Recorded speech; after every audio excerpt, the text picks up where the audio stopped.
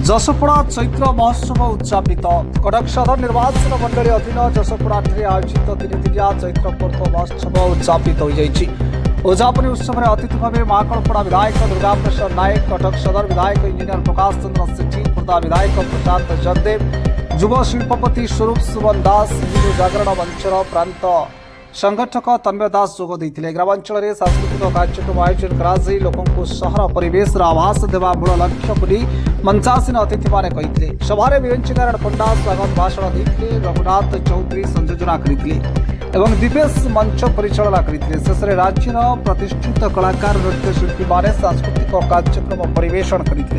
Grammar समस्त युवगोष्ठी सहायता करते। कटक सदर अफसर अली रिपोर्ट, आवाज ओडिशा।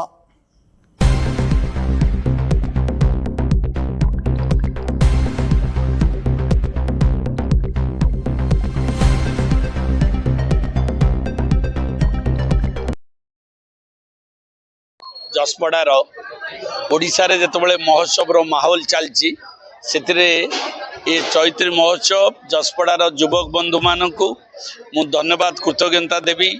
ए माटीर कला साहित्य संस्कृति परंपरा को एवं पिला मानक भितर थिबा प्रतिभा को सम्मान जणाया पई जो आयोजन करछंती तांको मु कृतज्ञता जणाउची।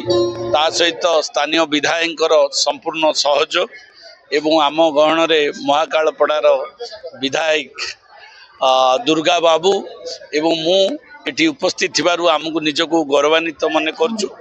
ये महोत्सव निश्चित भाव में गोटे भाईचारिया संपर्क तैयारी करने सहित ये अंचलर विकास को आग को नवापाई ये एक प्रयास एवं एक माइली खुंट।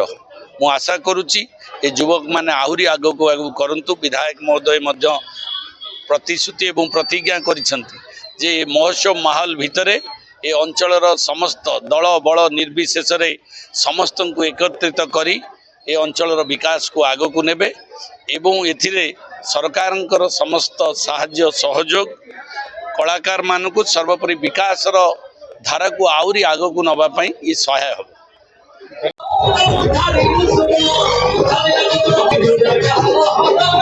स्वरूप सुमन दास युव समाज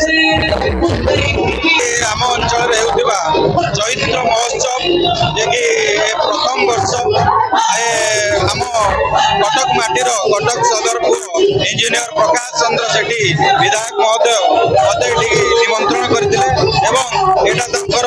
चैत्र महोत्सव प्रथम महोत्सव महोत्सव को आम मैंने समस्ते जसपड़ा ग्रामवासी एवं आखपाख अंचल समस्त ग्रामवासी आसी उपभोग करुचंती। अंचल उन्नति सदर माटीर पुआ प्रकाश सेठी प्रतिबद्ध एवं आमे समाजसेवी हिसाब से सब आम माटीर विकास धारा को आगे नापी सब चेष्टित एवं चेष्टा करूँ। तेणु यहाँ आज शेष संध्या तेणु आज आगामी वर्ष में पुणी नुआ रूप से चैत्र महोत्सव होगापाई आम समस्त